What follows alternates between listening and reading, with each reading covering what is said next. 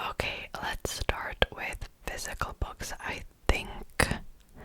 And then I'll talk about audiobooks, even though I feel like the audiobooks are a little bit more interesting.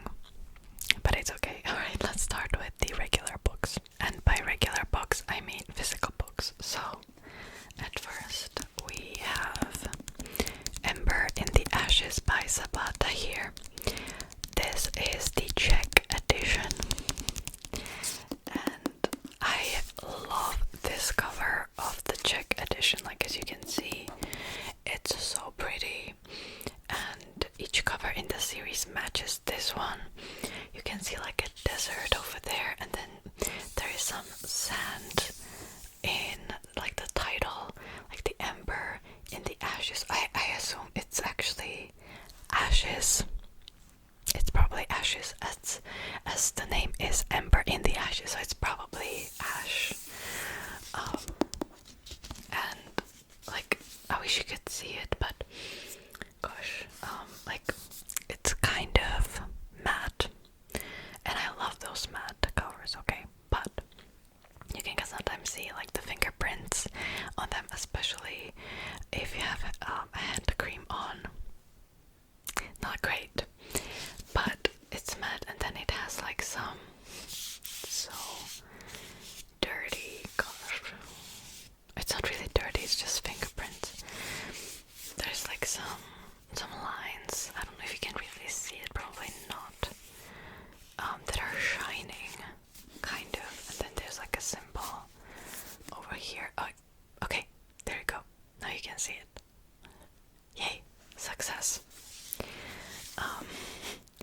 And from what I can tell, I think it's probably sci-fi, no, what is it, or dystopian, YA, or fantasy. Wait, I totally blacked out. I have no idea what it actually is. I'm assuming I'm gonna say like fantasy / dystopian, which probably isn't correct. But it says that it's inspired by ancient Rome, and the main villain is so awful that even Cersei Lannister and Dolores Umbridge look like a pair of amateurs. Oh boy. It sounds very interesting, so I've started this already. And also I should show you, there's a map. I love maps in books. You probably know that if you watch any of my book videos. Alright. See, I think I'm on page 18, so I have only read the first chapter, which was a very short chapter, and then I didn't continue yet, but I will. Hopefully soon. I want to read. It's just that I've been so busy with everything going on in my life that even focusing on reading is kind of difficult because my brain is just dead, completely dead. After I finish work and everything. So yeah. But that's the first book.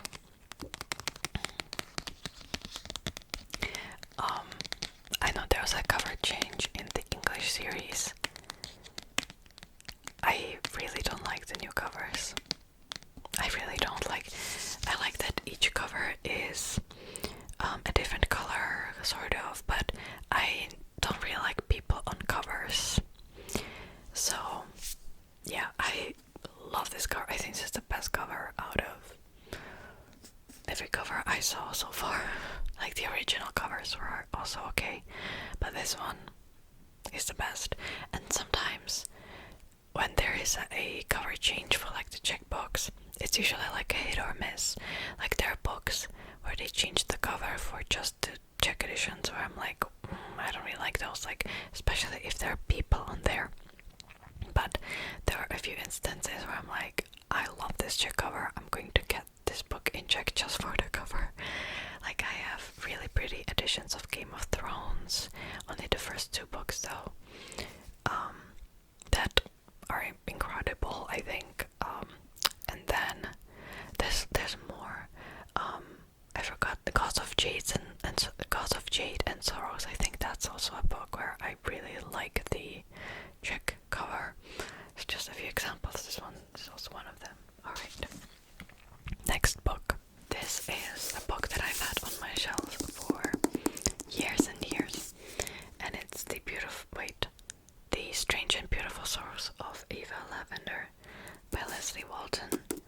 I have the Czech edition. I have had this on my bookshelf for probably 5 to 6 years already. At this point, still haven't read it, so I was like, I'm going to read it, I'm going to unhaul it. This is magical realism. I'm actually far more along, and I started this book first before The Ember and the Ashes, but I had to put it down because it was so depressing. I'm on page 84, and there's only like 274 pages in total. This book follows Ava Lavender, who was born with bird wings, but like especially like I feel like the first half of the book is focused on her family. So I think we start with either her grandmother or her grandmother and father, and I think so. And we follow the story from there, but each chapter is so depressing. It really is. Like, I know that this book has kind of like the sorrows in the title, right? But it kind of put me into a really bad mood, so I had to put it down for some time. I'll probably pick it up again like later, but I'm not in the mood for it right now. And it probably will be better and not as depressing later on, but like just the beginning is kind of sad, as the destinies of her ancestors were quite sad as well. So yeah, that's The Strange and Beautiful Sorrows of Ava Lavender. Alright, let's move on to the final physical book that I have here, that I want to read in the near future, and that will be Wayfarer by Alexandra Bracken. So this is book 2. This is a duology thing, about a girl that can time travel. This is YA, and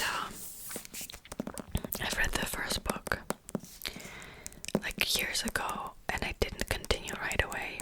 I don't know if either the book wasn't out yet, or if I was just not in the mood, and I forgot everything about the book. Like, everything. I have looked at like my past review on Goodreads, which had some really weird English in there. I don't know what happened to me. Like, it kind of looks like I've had a stroke while I was typing this. And I only say like that it was okay, but it was repetitive and the romance was annoying. So I tried to look up like other reviews on YouTube. Still nothing. Like, the only thing I remember is that the main character plays violin, I think, and that they went to Damascus in the past, which was like my favorite part of the book. I have no idea about like the other stuff. Like, I have no idea about the plot either, so this will be fun. Basically, this book has 480 pages, and as I remember absolutely nothing from the first book, and I don't really feel like rereading it, I'll probably be very lost, at least like for the first 100 pages, or maybe for the whole book. So that will be fun. It has really beautiful covers though, like Even the first book has a really beautiful cover. The second one has also a really beautiful cover. And I should also mention that this is the Czech edition. And like whoever did this cover did a really great job. Here it says Cestovatalka, which is like wayfarer, sort of translated to Czech, loosely translated. And here is the cover of Passenger. I think the cover of Passenger is what initially got me into checking out this book series. And I have double copies of the first book. Like, I have an English copy and a Czech copy, and I don't really feel like I should keep all of those. Alright, so now let's move on to audiobooks. I'm going to get my phone and check out Script, as that's the platform where I use or I listen to the audiobooks. Okay, so the first book that I'm actually...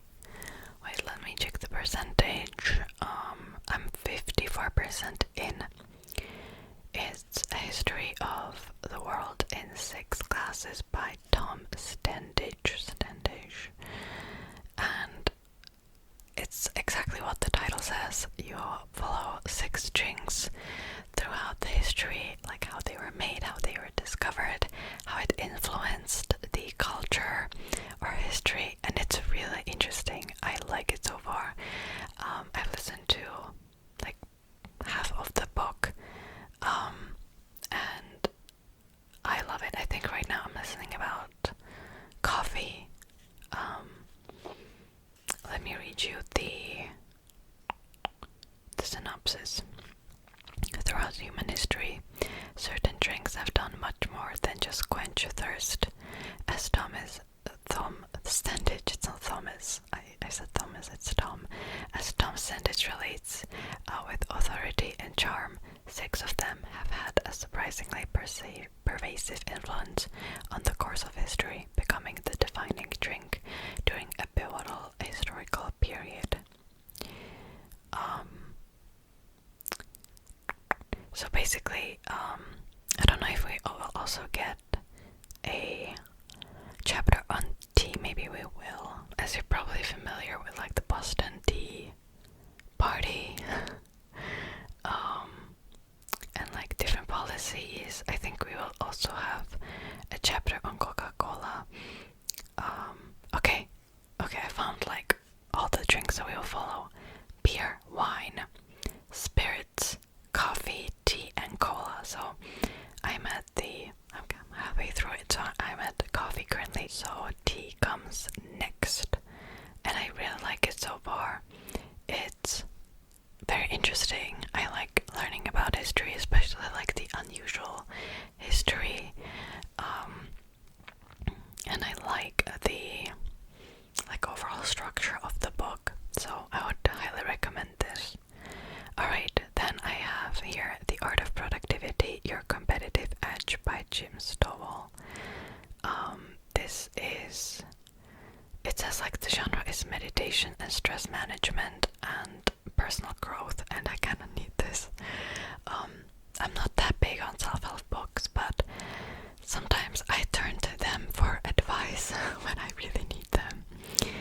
It says, in this book you will have the opportunity to define your own success, create a life mission to achieve success, forge productivity on your own terms, and then begin to succeed by effectively utilizing motivation, communication, and implementations. It has like a lot of buzzwords in the synopsis, but it's a really short audiobook. It's like 3 hours and 8 minutes. So, I can probably listen to this in like 1 to 2 sittings. Probably not 1 sitting. I listen to my audiobooks like on like 1.5 speed. So probably in like 2 sittings. And there's like a lot of different titles in the series. There's like The Art of Entrepreneurship. I'm not really interested in that though. The Art of Optimism, The Art of Influence, The Art of Learning, Presentation, Communication. Oh, I think that's it. Okay. So there are like other different titles. By the way, my earphone is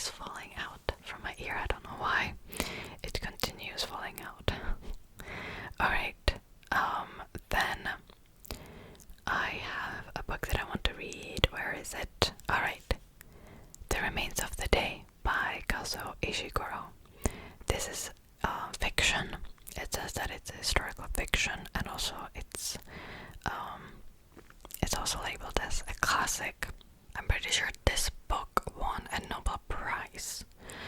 I'm not sure. I know that Kazuo Ishiguro has a Nobel Prize for literature. Is it this one? Or does he have more of them? I don't know. I didn't come prepared for this video, I guess. Okay. A contemporary classic, The Remains of the Day, is Kazuo Ishiguro's beautiful and haunting evocation of life between the wars in Great English House.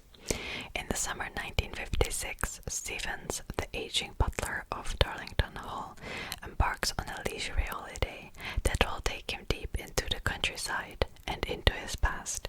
It's very vague, isn't it? Yeah, it's very vague. We'll see. Like, I prefer usually knowing absolutely nothing going into a book, so this kind of sounds vague enough that I wasn't really spoiled. I hate when like books have those synopsises where it spoils like almost all of the story. I'm thinking like, what's the point of putting it in there, right? Like, doesn't make a lot of sense to me.